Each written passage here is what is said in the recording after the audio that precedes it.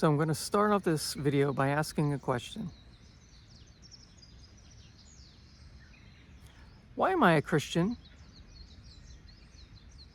That's a good question. Well, I grew up in America on the East Coast, and so a lot of Christians there. And a lot of Christians that lived in my area. It's mostly Christian. So no wonder I'm a Christian, right? If I grew up in the Middle East, I'd most likely be, following, the Islam, or, I could be a Buddhist if I grew up in Asia. You know the deal.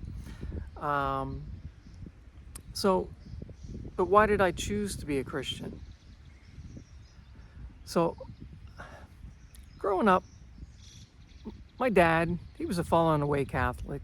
He didn't do any of the rituals or rites of Catholicism. But his family tradition was from Catholicism. And so my mother, not a Catholic, she went to a Baptist church, and she was a regular attendee, and she went every week, and a lot of times she went in the middle of the week for Bible study. And when we were little, I can remember us, Mom taking us to Sunday school, and it was kind of like playtime. Don't really remember anything from it. Maybe snacks. Who knows? But as we got older, not really interested in the church thing. And and my dad, since he was not religious, he didn't force us into any religious practice, religion, or making us go to church with Mom. So, and my mom, she was a short little woman, and so once we got to a certain size, she couldn't drag us anywhere. And oh, check out that dog! So cute. Too far away to see, I'm sure. So, yeah, Mom couldn't drag us to church, and we didn't really have a lot of good discipline in the house, but so we did a lot of our things our own way as children, got our own way. And but growing up in the culture, you kind of get a feel for who Jesus is, and who God is, and the Bible, and some of it, I guess you could say I was a pop culture Christian. What you get from movies and TV shows and Christmas cartoons and Easter, hey, love the candy on Easter and love the presents on Christmas. Whatever, it wasn't really a holy day to me. And I think probably even for a lot of Christians, Christmas and Easter, not holy days. Holy meaning, which in the original Hebrew, kadosh, which means set apart. So, yeah, it was a set apart day, but it was like, you didn't have to go to school day. So anyways, yeah, just, now there was, there's for years and years and years, there's been, preachers on TV, and just, as you're browsing through the channels, you sometimes come across, a service or a Bible teacher, and maybe out of boredom, sometimes I'd watch a little bit of it. And so I kind of by osmosis got a little bit of Christianity. No real discipleship though. And so growing up, the secular culture kind of disciples you into what it wants you to be. It wants you to be a consumer. It wants you to idol worship stars, movie stars, TV stars, pop stars, rock stars. Everybody wants to be a rock star. And because the glamour and the glory and the fame and the money, the love of money. A lot of people love money, and money buys you stuff, and lots of money buys you power. So, and who doesn't want power? Oh, so everybody wants to have those things that they think is happiness. And sure, you get joy from having stuff and living in a good, safe area, comfortably, and just to a certain extent, and to a certain extent, it can buy you peace from the violence of the world. But I'm sure if you ask anybody that has a lot of money, it draws darkness to you, because people want to come get your money and your stuff, and they don't want to work for it, so they'd rather just take your stuff. So just so I grew up and became an adult, and now I think I had a childlike relationship to Jesus, in the fact that through watching Bible teachers on TV and pop culture type Jesus stuff, you learn that you ask, if you ask Jesus into your heart, he'll save you. And I can remember once or twice as a young boy, having to go down into our dark, scary basement, alone to get something, and having that fear and dread, and just like, the only way I could get through is, to ask Jesus into my heart. It's like, Jesus, come into my heart. And as a young boy, that was comforting. I didn't know why, but and I can really only remember once or twice doing that. It wasn't like a regular thing.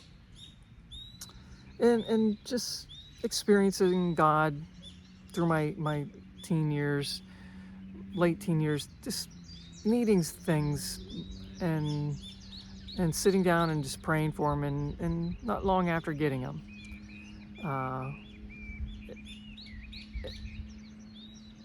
Yeah. So growing up and going to school, so so so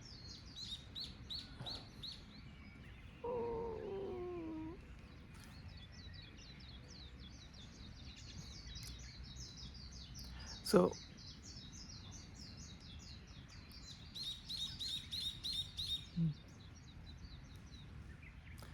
so so here, I'm gonna do this.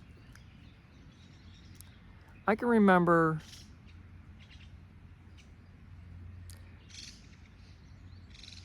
when I was a young adult, after finishing college and starting a career, I did what the world wanted me to do. I sought pleasure, I sought fun, sought girlfriends, and tried to do the things and experience the things that I didn't get to do when I was a teenager. So I went to a lot of rock concerts, and I can't say I did a lot of drugs, and that wasn't my experience. I would go out on the weekends with friends and just drink and go to the club, and occasionally dabble in the light stuff, just because it was there, the peer pressure and the fitting in. And so I didn't really, my testimony isn't that I got into alcoholism or I got into drug addiction. that wasn't my experience. I was just a casual partier. Um, and yeah, and since I didn't have a good relationship with God, with Yeshua, and you know, with Jesus, it wasn't fulfilling. Yeah. So, but I think Father he was he was calling to me from early on. I just didn't know what it was, what the call was. And I can remember my mom, she was on the mailing list for some missionaries, and she would bring her Bible study stuff home and work on it on the table, like the dining room table, and occasionally leave it out. Maybe she was hoping we would look at it. I never really did. But one day, I remember there was a brochure that came from some missionary group, don't remember who, and I don't remember what the picture was, but it probably was a picture of Mount Fuji in Japan. And I looked at it, and it probably said something like, "Be a missionary in Japan." And so I'm like, "Oh, Japan." I wasn't like a huge fan of Japan, but it's in the pop culture in America. And growing up, there was ninjas and Godzilla and samurai and karate. Yeah. So, and anime, Japanese animation, was starting to penetrate into American culture. There was a slow trickle over the years, over the decades.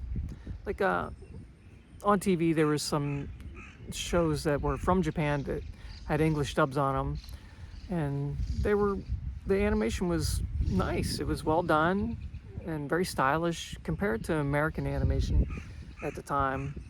American animation was boring and flat and repetitive because they did it cheap, and they didn't put a lot of thought into it.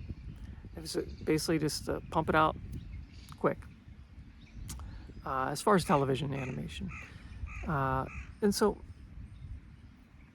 but I appreciated Japan. Wasn't in love with it. Didn't really know a lot about Japan, but it seemed like, wow, come to Japan and be a missionary. Wow, it sparked my imagination, and I just read the article talking about it, and I quickly realized that they want missionaries to come share the gospel of the kingdom to Japan. And I really only knew like a basic, gospel. Jesus. So I knew. And I thought, wow, I guess I'm not qualified. I'd have to be, a good Christian and go to church regularly and be upright and not have any fun. So it wasn't a dream of going to Japan. It was a calling, but I turned away from it. It wasn't for me. Or I didn't feel qualified. Because the assumption is you have to be a good Christian. You have to be a good Christian. And you have to have no fun. Yeah. So I went on with my life.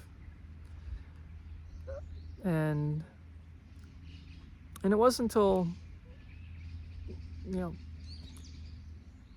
well into my career, I things started to bother me. So, starting into my career, I had to deal with people a lot, customer service interactions, and in retail type stuff. And so during the Christmas and Easter seasons, a lot of times, to encourage a buying spirit, you would greet people as they come into the business, and you say Merry Christmas or Happy Easter. And I'm like, okay, I knew enough about Christianity to ask questions.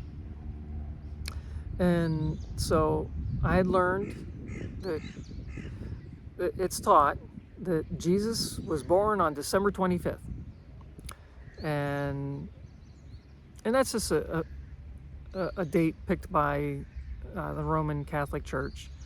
Doesn't say that in the Bible, but it's a date they picked for reasons. But then I thought, where's Santa Claus in the Bible? He's not in the Bible. I never read the whole Bible. I might have read like one or two verses here or there for just for no particular reason.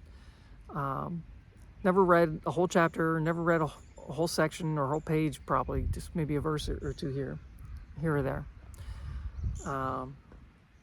So I'm thinking, okay, why are we celebrating Santa Claus? I'm like, Santa Claus?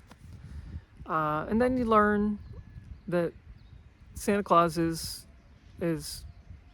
a combination of a real person and legend, and it became a tradition.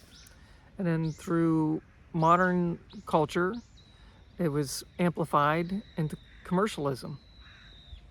The gift giving. So, and then on Easter, you find, you learn that Jesus, he was killed and buried, and then he rose from the dead on the third day. So, okay, so what did the Easter Bunny do? I don't know. It doesn't say in the Bible, because the Easter Bunny is not in the Bible. It's an ancient practice from non-believing cultures that was added in to Christian tradition. And what does an egg-laying rabbit have to do with Jesus dying and resurrecting from the dead? So questions. Yeah, and so being sarcastic, there would be times people come in and be like, Merry Christmas. And I'd be like, Happy birthday, Jesus. And some people just ignore it, and when nobody challenged me on it, but it was just kind of like me just like, giving them a reality check. I don't know what it did for me. I don't know what it helped, but anybody else. But for me, it just asking the questions was important. And so went on with my life and changed careers, got into another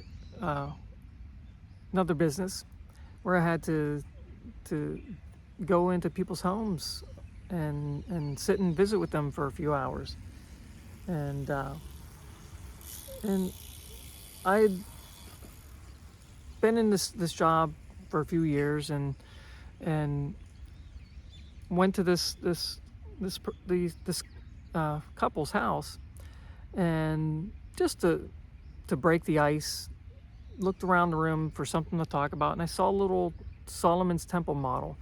And the only reason I knew what it was is because I literally the night before I watched a History Channel documentary on Solomon's Temple and the Ark of the Covenant, and it was interesting to me because most people know the Ark of the Covenant from Raiders of the Lost Ark, the first Indiana Jones movie, and maybe some people saw the movie and didn't know that that's a real thing, the Ark of the Covenant. Maybe some people watched it and just thought it was something that was made up. But so I thought, I'll just talk about that. And I mentioned I'd watched it and that there's all these theories of where this lost Ark of the Covenant is. And he was really interested in talking about that. So we talked a lot about it, and it got into biblical topics that I wasn't very knowledgeable about. I might have known a couple tidbits of facts from watching History Channel's documentaries, but I don't know a lot about Bible. I didn't know a lot about Bible history. And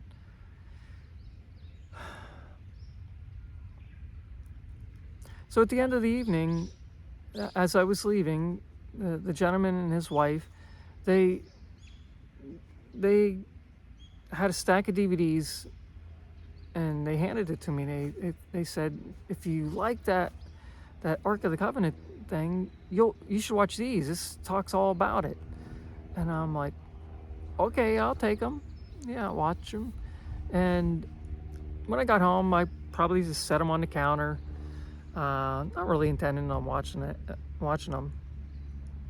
And I don't know how long it took for me to actually watch it, one of them, but I looked through the stack and there was one video there, and it was called, and the video was called Truth and Tradition, and it had a picture of basically the Christmas story.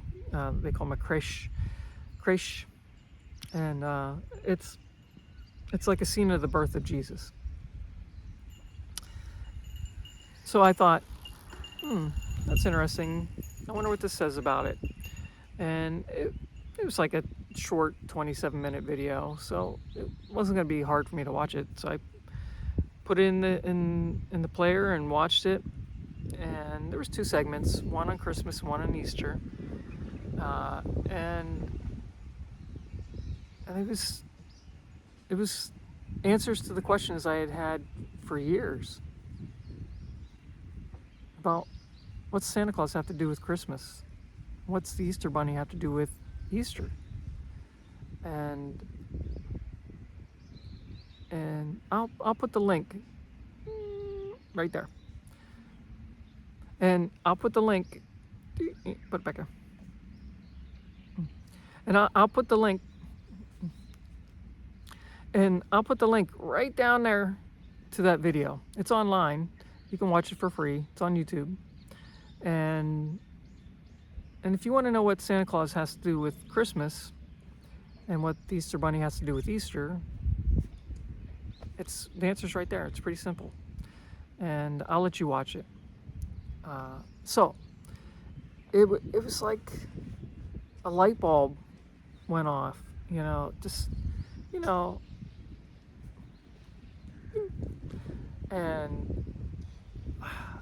I started to ask more questions and get answers, and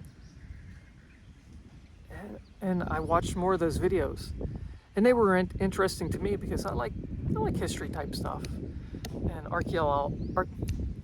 and and I like archaeology type videos and digging in the ground and pulling up artifacts and finding history and telling the stories of different times and places through science. And I there's probably Whew.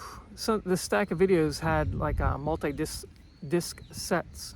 They had some of these, and in the stack of the videos, there was several multi-disc sets. So I binge watched them, and learned a lot of stuff about the Bible and about God and what He wants from us, and about Jesus, and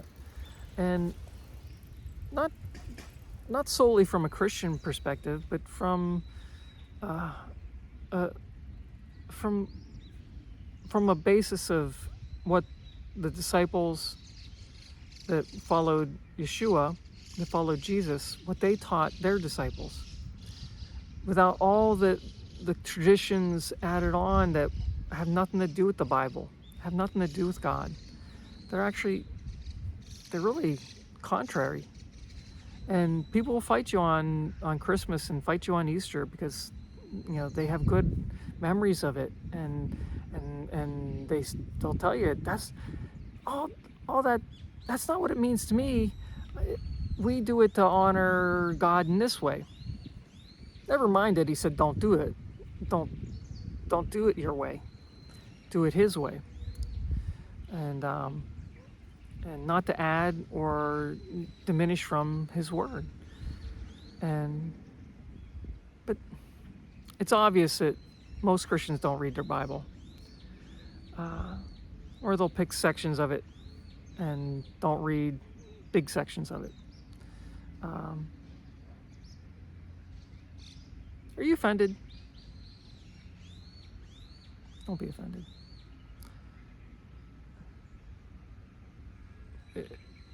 If it's true, it's true. But I'm not lying. You can find out for yourself. And so, yeah, Christians shouldn't be offended. They should love knowledge, love the truth, and seek and you shall find. And so, yeah.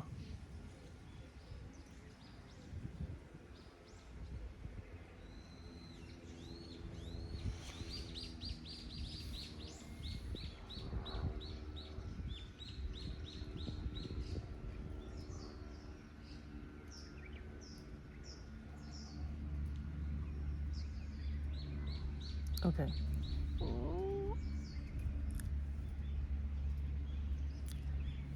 Yeah.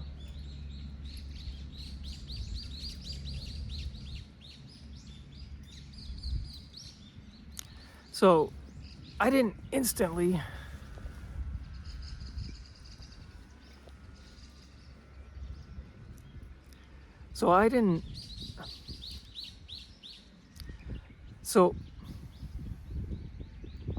So I didn't instantly get converted. It was a process of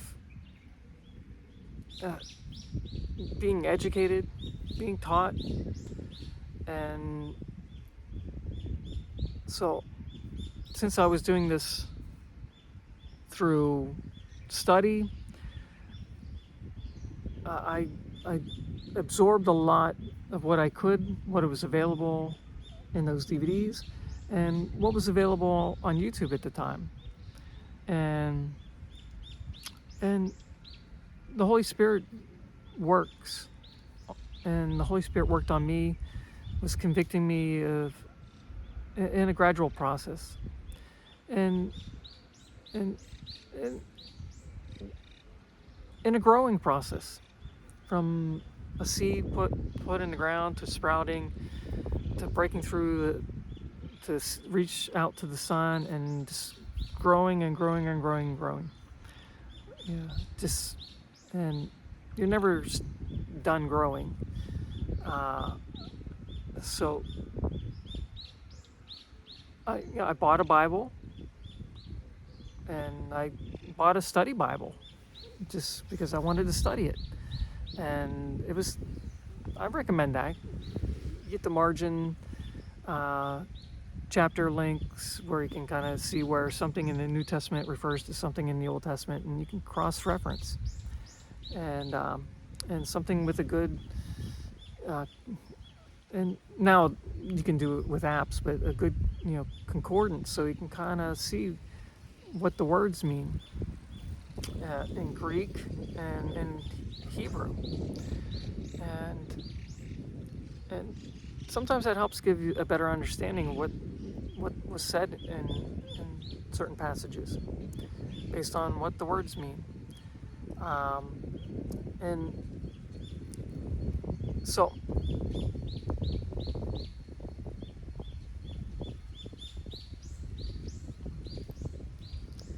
so why did I become a Christian? So why did I become a Christian? Because it's true. It's true.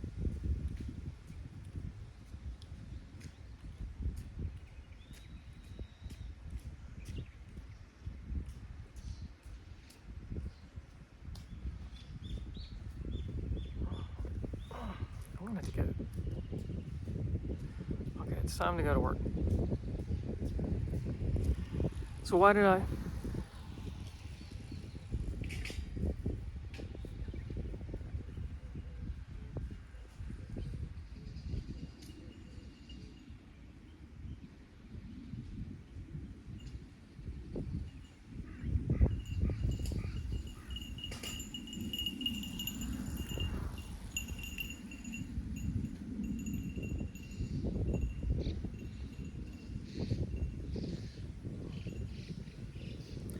So why did I become a Christian?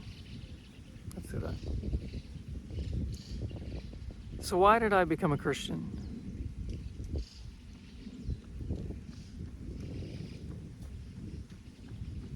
Snap it to a Slim Jim.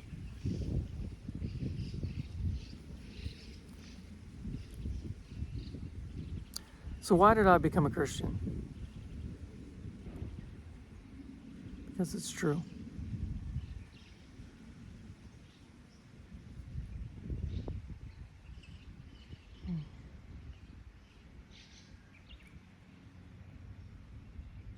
So why did I become a Christian? Because it's true. And you can know it's true. You just have to ask. You just have to seek.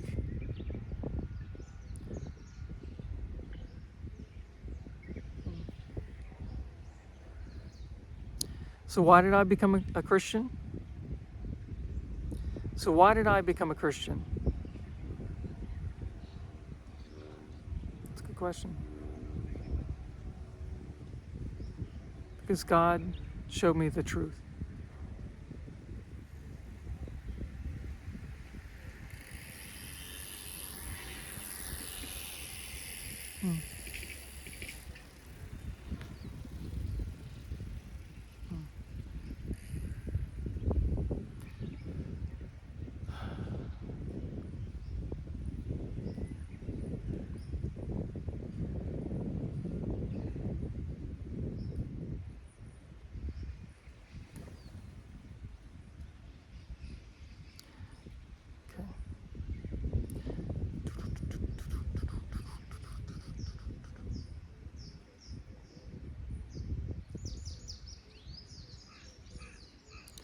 Okay, everyone.